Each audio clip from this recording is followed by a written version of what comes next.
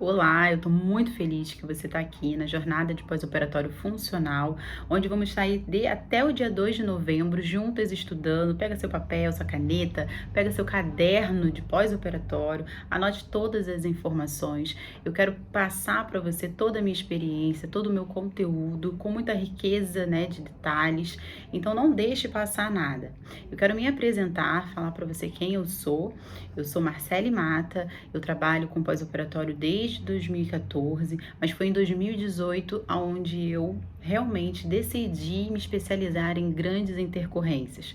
Quando eu fiz o curso de Leduc, Oliver Leduc, em 2018, e foi um grande divisor de águas para minha vida, porque todo mundo nas faculdades só entendia de drenagem Leduc, método Leduc, da forma de drenagem. Mas foi no curso dele que eu entendi que é muito mais além do que isso. E Leduc fala muito sobre intercorrências. Leduc fala muito sobre o tratamento de intercorrências, né? E aquilo ali eu fiquei realmente apaixonada. E foi a partir dali que eu comecei a ter outros olhos para o meu paciente. Comecei a enxergar o meu paciente de uma outra maneira, tratando ele de forma sistêmica, fazendo uma avaliação sistêmica do corpo, entendendo melhor, né, como que funciona o corpo para grandes respostas em lesões, né, pós-cirurgia. Então hoje eu quero te convidar a entrar nesse mundo, né, do corpo humano, entendendo melhor como que acontece, por que que acontece. Eu colocava muito os pés pelas mãos, eu usava muito eletroterapia, muito estimulação tecidual, tentando resolver o problema do meu paciente a qualquer custo, mas sem saber muito. É como se eu estivesse fazendo um bolo e colocando qualquer receita ali para sair alguma coisa. E era assim que eu trabalhava. Só que quando eu entendi que se eu pedir os exames laboratoriais do meu paciente e identificar de onde está vindo esse problema, eu consigo tratar de todas as outras formas. Então, eu quero te chamar, te apresentar esse mundo funcional, mostrar para vocês esses resultados, que são os resultados da minha clínica, onde eu não usei nenhum tipo de recurso, foi apenas a homeostase, apenas a avaliação sistêmica do paciente, onde eu apenas, para não falar que eu não usei nenhum tipo de recurso, eu usei microcorrentes, que nós teremos também aulas aqui, da aula de microcorrentes, mas foi somente pela avaliação sistêmica do paciente. Então, com poucas sessões, a gente conseguiu fechar cicatriz, necrose, controlar, né, algumas intercorrências. Então, pela avaliação sistêmica, identificando alguma alteração nos exames laboratoriais, a gente consegue ter êxito em resultado. Os exames laboratoriais, eles são divididos em 3 partes, que é o eritograma, o leucócitos e as plaquetas. Então, a gente tem aí a série vermelha, a série branca e a parte amarela, tá? Hoje nós vamos falar, né, na sua jornada, nós vamos focar apenas na primeira parte, que são nas séries vermelhas. Então, eu vou estar colocando aqui para vocês o meu exame, só para vocês irem se baseando, ou se vocês tiverem algum exame aí também, seria bem legal vocês se basearem. Mas eu vou estar com o valor de referência da minha paciente, tá? Eu escolhi uma paciente, peguei o exame dela e coloquei aqui para a gente poder estar debatendo, né, um caso clínico. Porém, eu não vou colocar ele na tela, então eu tô colocando o meu exame na tela para a gente poder ir acompanhando, tá bom? E a gente vai explicando e detalhando cada exame. Então, pega aí algum exame, qualquer exame, ou o seu, ou de algum paciente que você tenha, ou até mesmo pode ser o seu. É mais para você poder se basear, tá? O exame, hemograma completo, exames laboratoriais, igual esse daqui, que eu tô colocando aqui na telinha para vocês. Pega esse exame e vamos destrinchar esses exames e levar isso para uma futura intercorrência no pós-operatório. Tô aqui com os exames da minha paciente e tô aqui no computador com o meu exame. Antes de tudo, você precisa entender que existe o valor de referência e o valor ideal. Então, cada paciente, cada ser humano é único. O valor de referência que está nos exames laboratoriais é para a humanidade, é um valor de referência que se baseia em qualquer pessoa. Só que cada ser humano responde de uma maneira. Então a gente vai trabalhar com valores ideais e não com valor de referência. E é muitas vezes por isso que você pode, né, ou alguém, alguma pessoa pode estar sentindo alguma coisa, tá com algum sintoma, e no exame tá tudo bem, tá tudo tranquilo. Só que o corpo dela tá respondendo de uma outra maneira do que o exame tá falando. Então a gente sempre trabalha com o valor ideal e não com o valor de referência. Então aí nós temos aí no nosso primeiro item os eritrócitos. Os eritrócitos são as hemácias. São elas, né, que são as células que levam ali oxigênio para os nossos tecidos. Dentro das hemácias nós temos a hemoglobina, que carrega esse oxigênio.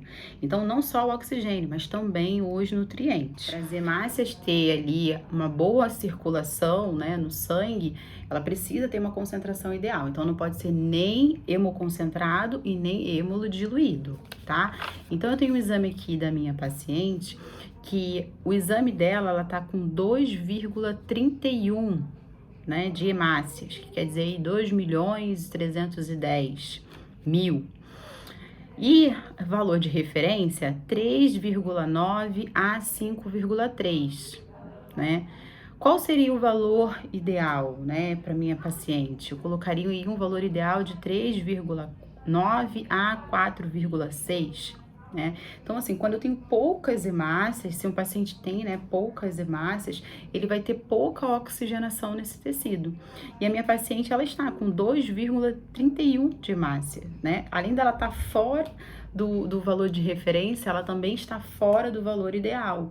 Então, é uma paciente que eu tenho probabilidade a ter uma deiscência de sutura logo pós-cirurgia, porque eu não tenho uma boa oxigenação, eu não tenho uma boa circulação de hemácias nesse corpo. Então, eu vou ter aí, vou ficar com o meu alerta vermelho e eu vou começar a suplementar essa paciente. Então, consequentemente, se o paciente tem um problema de hemácia, ele também vai ter um problema com a hemoglobina. E a hemoglobina da minha paciente também não está boa. Quando você não tem uma hemoglobina, né, um valor ideal, né, de hemoglobina, você vai ter um paciente com uma dificuldade de oxigenação. Então, não vai estar levando nutrientes para esse tecido. E vai ter uma dificuldade aí, se caso, né, ela for fazer a cirurgia, ela vai ter essa grande dificuldade aí nessa reparação tecidual. Então, o valor de referência para a hemoglobina está entre 12 e 16. O da minha paciente está 9,2. E o valor ideal que eu queria que ela estivesse é de 13,5 a 15,5. Então, essa hemoglobina está muito baixa. O ferro dessa minha paciente não está bom. Então, ela fazer uma cirurgia nessas condições não vai dar bom. Não vai dar bom mesmo. Então, trabalhar com a prevenção nesses casos de um bom pré-operatório é essencial. Fazer a suplementação, né, juntamente com toda a orientação médica, passar pro médico, né, fazer esse alerta para o médico. Se a cirurgia estiver muito próxima, fazer, né, uma suplementação intravenosa, mas a gente trabalhar com a prevenção para reparar o quanto antes, né, todo esse processo de que possa vir a acontecer de intercorrência. O hematócrito, que é aí a terceira parte do exame, ele é o cara que vai trazer o equilíbrio entre células e líquido.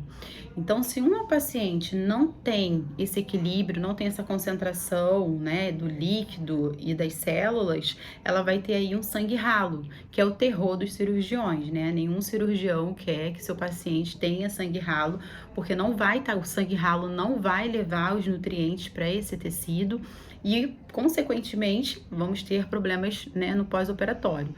E se a minha paciente tem aí um problema com as hemácias, com a hemoglobina, óbvio que o hematócrito dela também não vai estar bom. Então, ela precisa estar numa concentração boa. E o valor de referência pede de 36 a 48. A minha paciente está com 28,6. O valor ideal que eu gostaria que essa minha paciente tivesse é entre 36 e 46. Então, não estar com sangue bom para estar tratando, né, e fazendo aí uma cirurgia. Vamos falar do VCM. O VCM, ele é o tamanho das hemácias, que pode ser muito grande ou muito pequeno. Isso vai interferir também numa intercorrência de pós-operatório. Um VCM muito grande, ele vai ter aí faltando alguns nutrientes. A família do complexo B, principalmente B6, B9, B12, isso vai interferir muito. E se for um VCM muito baixo, vai estar faltando aí também outros tipos de nutrientes. O valor de referência de um exame pede que o VCM esteja entre 76 a 100. O valor da minha paciente está em 108. E o valor ideal que eu gostaria que ela tivesse é de 88 a 92. Então, 108 é um valor muito alto. Então, ela está com hemácias maiores, hemácias grandes, com a deficiência do complexo de vitamina B. E quando eu tenho essa dificuldade de complexo de vitaminas B num pós-operatório, o que vai acontecer? Faz a cirurgia, a gente espera que aconteça, né, a renovação celular, para até então vir e acontecer o colágeno, a produção de colágeno e elastina. Só que essa paciente, ela tá com uma deficiência da principal vitamina, que é o B9. O B9, ele vai fazer o que no nosso organismo? Ele vai fazer a multiplicação das células, ele vai fazer a mitose.